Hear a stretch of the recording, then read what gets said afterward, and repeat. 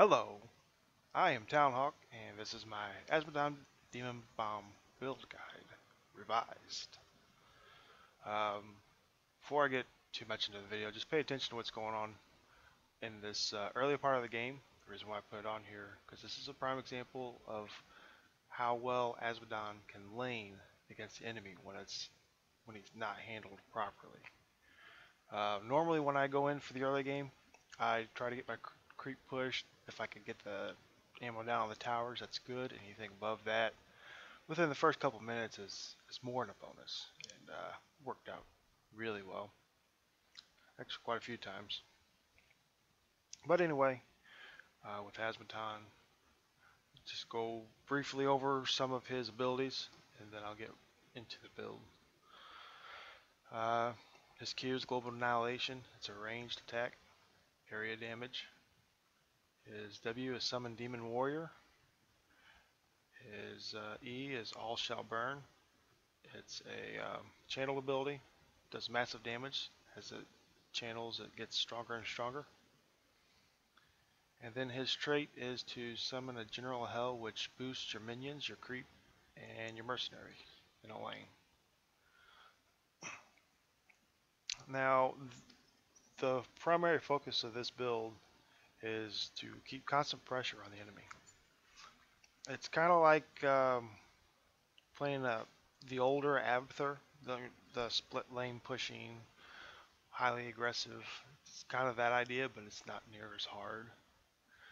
And it's more effective in my opinion. So for the tier 1 talent, I go with Bribe. Bribe is something that I try to get my stacks up, and I use it once to get a nice good push in multiple lanes. And then pick one and lane it and destroy whatever I can.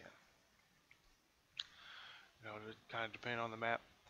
But as long as you are keeping constant pressure and you're making something to where the enemy team has to react, you are doing your job, and you're probably going to be more effective in the game overall.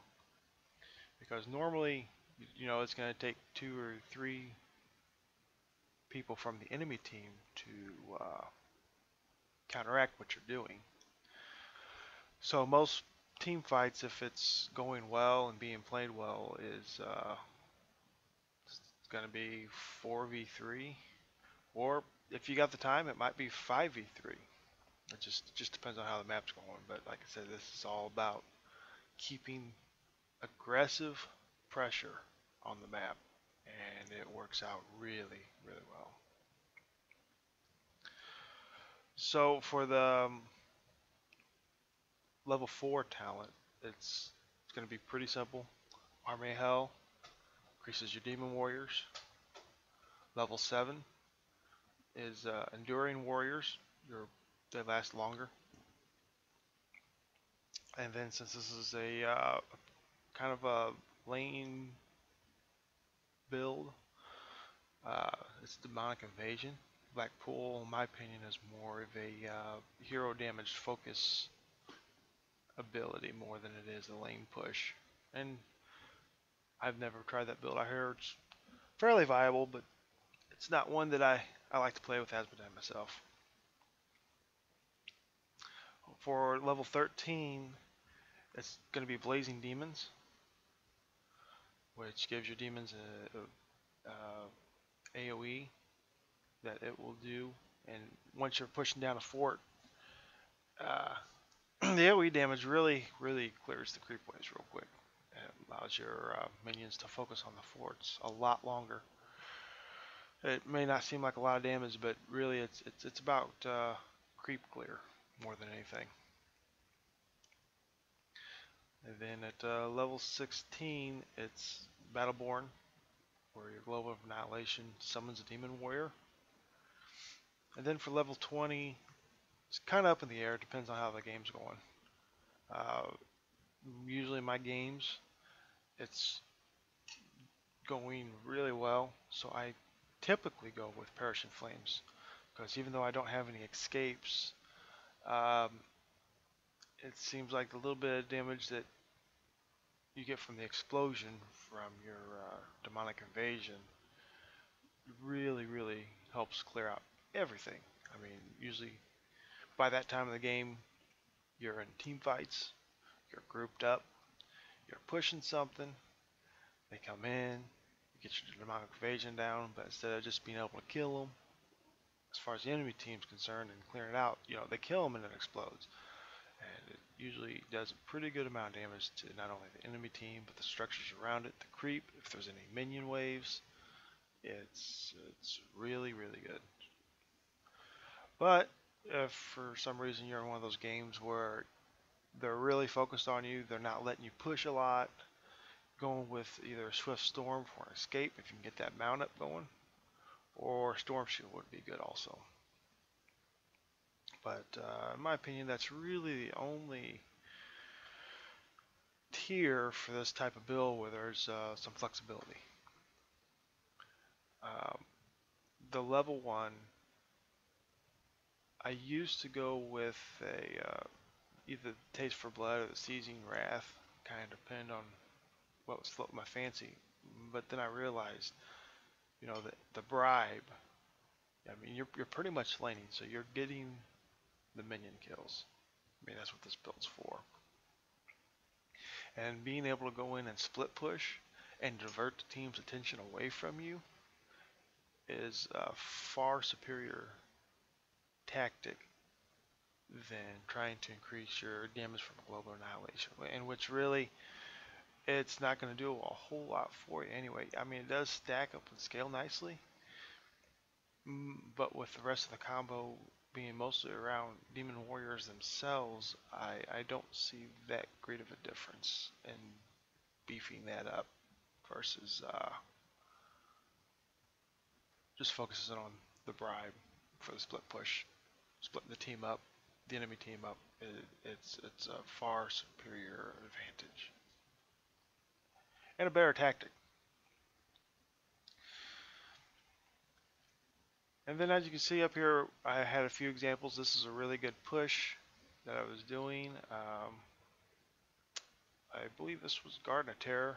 Stitches came up. It was obviously a newer player.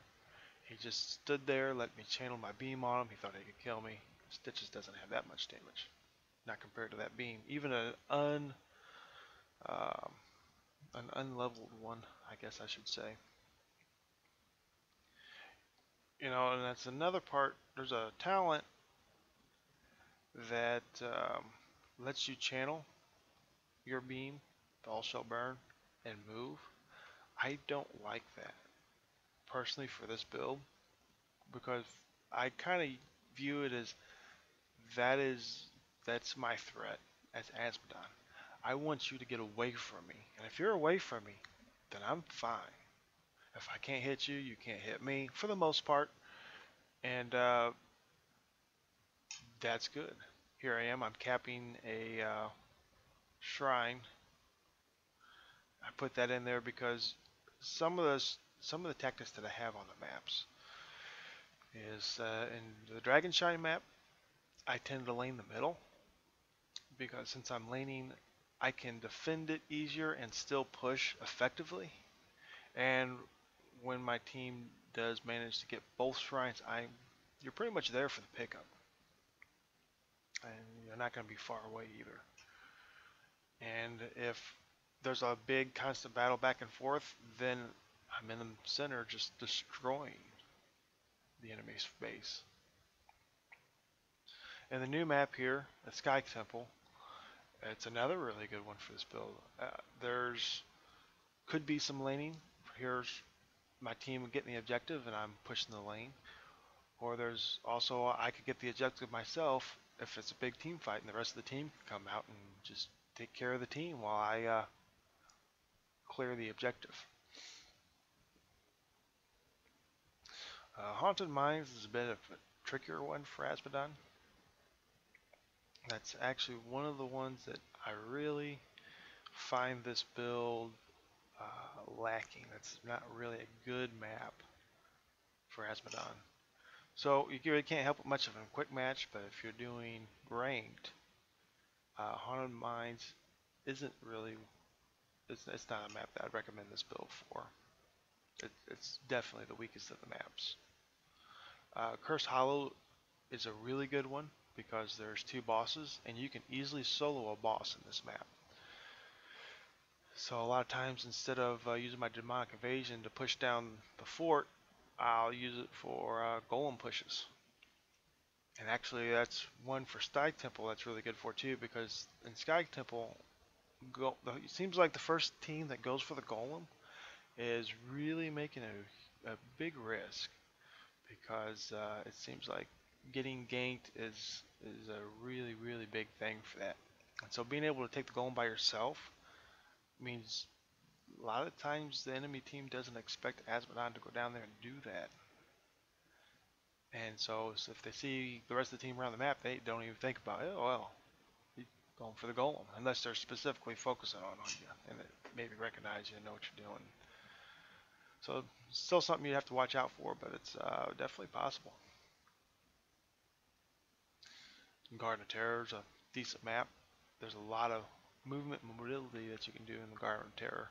It makes the utility of Bribe and laning different forts and different lanes very strategic, and it can really confuse the enemy and kind of give them the what the fuck.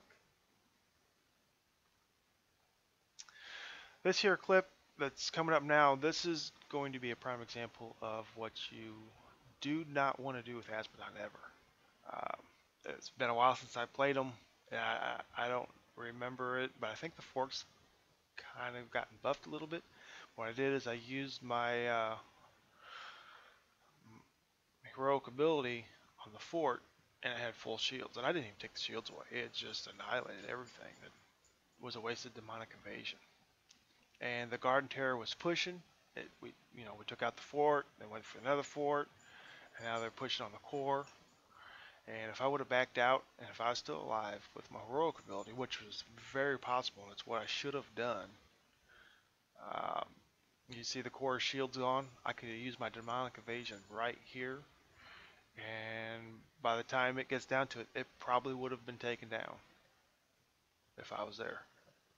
That little bit of focus on there would have been probably more than enough. So it's kind of sad. This is the Sky Temple. This is what I was talking about. This is it was a nice little run for me. I go down and I help Zagra finish off her mercs, and then I hit the middle. I think I pop off a Rainer, and then I go for the boss. So this is a good example of how Azmodan can solo the boss in Sky Temple. Shame that orb missed though. Would have been good.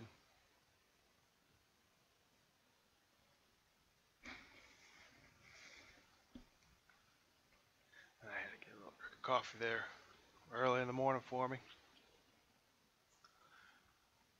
So yeah, this is I think I've covered all the maps. Am I missing one? Feels like I'm missing one. So I've kind of talked about Garden of Terror. We've talked about Cursed Hollow, Haunted Mines, which I'm not a fan of for this build, Sky Temple. I would say so. Oh, not. I'll add something later.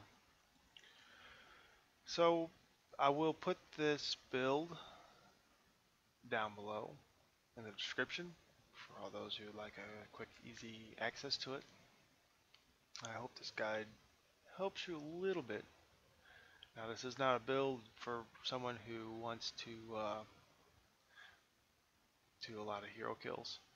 It is definitely a game-changing build though, like this right here. That's a game change in Sky Temple. You got a golem pushing and you got towers coming up. I can easily turn a game very quick. I guess since I have a little bit of time left, I'm just going to breeze through a couple other things that I see a lot of people are making mistakes in when they're playing Heroes of the Storm. One is, the objective in the early game is gaining experience. And so the most effective thing to do is you go in, you split up your team into 3 lanes somehow. Depending on your comp, maybe you have a person in 3 lanes and you have 2 floaters, or maybe you have 2 people laning against something, whatever it is. Just, you know, lane the XP, do whatever map objectives it is, and then go back to laning, because the first one to hit level 10 has a really good advantage over the other team. Being able to pop your heroic abilities at that point and taking the team out, it's enough for murking or whatever you got to do in that time. Usually murking is the best thing to do. If you get a nice enemy kill and you're in the, let's say 30-second respawn time and greater, once you're getting to level 14, 15, you start hitting the 40 to 50-second respawn time, you should be doing everything in your power not to die. Whether that means staying grouped up, which is usually the most common thing for your objective.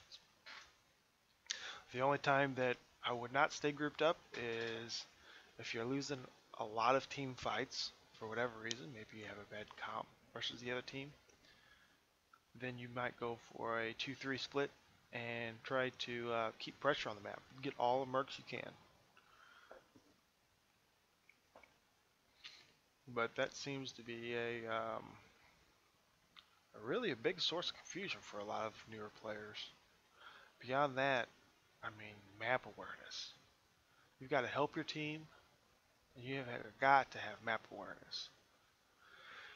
And also, when you get in the late game, when I say don't die, which I think right here I'm getting ready to do.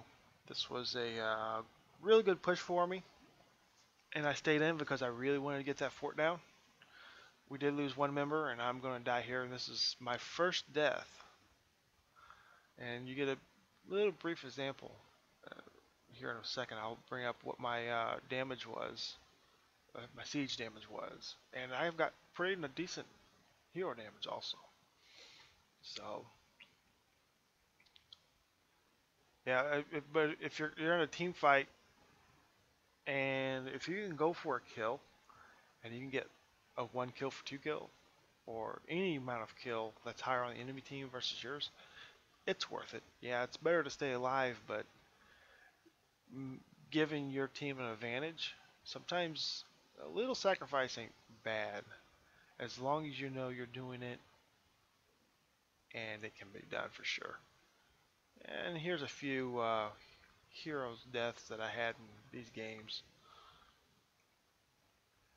which shows you, it still happens. Azmodan's not completely useless when it comes to killing people. So I hope you found this video informative. If so, like, subscribe if you want to see more videos, or just leave a comment down below. Even if you don't, I'd like to hear your opinions and anything that I can do to make these videos better and more interesting and maybe a little more informative for you. So until next time, all the best.